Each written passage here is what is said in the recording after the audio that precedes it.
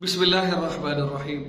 अगर कोई शोहर अपनी सोई हुई बीवी के साथ हमबिस्तरी कर ले तो क्या इस सूरत के अंदर भी गुस्ल करना पड़ेगा या नहीं करना पड़ेगा? आपने ये मसला समझना है, जरा ध्यान से समझना है। जैसे कि सवाल है, बीवी सोई हुई थी, शोहर को शहवत आई, उसने सोई बीवी के साथ जिमा कर लिया। अब इस सूरत के अंदर दो चीजों को देखेंगे। एक तो ये कि आपने जब बीवी के साथ जिमा किया है तो क्या आपने दुखूल किया है कि नहीं किया है? ठीक है, दुखूल किया है कि नहीं किया है? अगर दुखूल कर दिया है तो सूरत के अंदर मियां बीवी दोनों पर गुस्ल वाजिब हो जाएगा।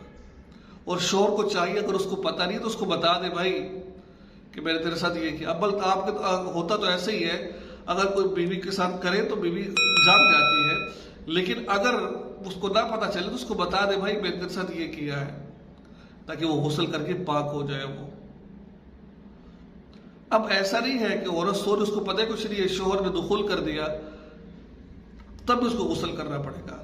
अगर वैसे प्यार मोहब्बत कर रहा था बीवी तो सो रही थी, उसने वैसे ही और आज़ा से अपने आप को डिस्चार्ज कर लिया, तो इस सूरत के अंदर देखेंगे कि डिस्चार्ज कौन हुआ है। अगर शोहर हुआ है तो शोहर पर गुस्ल आएगा, बीवी हुई है तो बीवी पर गुस्ल आएगा। तो इन सूरतों के अंदर जब डिस्चार्ज औरत होती है तो वो हालत होश में बाज दफा नहीं होती, अक्सर होश में होती है। अगर देखेंगे कि उसकी पानी खारिज हुआ है, दो चीजें जैसे मैंने आपको कहा ना, दुखूल हुआ हो, बनी ना निकली हो, तब भी गुस्ल वाजिब होगा। बनी निकली हो, दुखूल ना हो, तब भी गुस्ल वाजिब होगा। और बनी कैसे निकले, ये मैं काफी दफा बता चुका हूँ, शहवत के साथ निकले। ठीक है ना, जैसे हम हमबिस्तरी कर रहे होते उस वक्त जो निकलती इस तरह निकलेगी जोश के साथ, तो उस वक्त गुस्ल वाजिब हो जाएगा।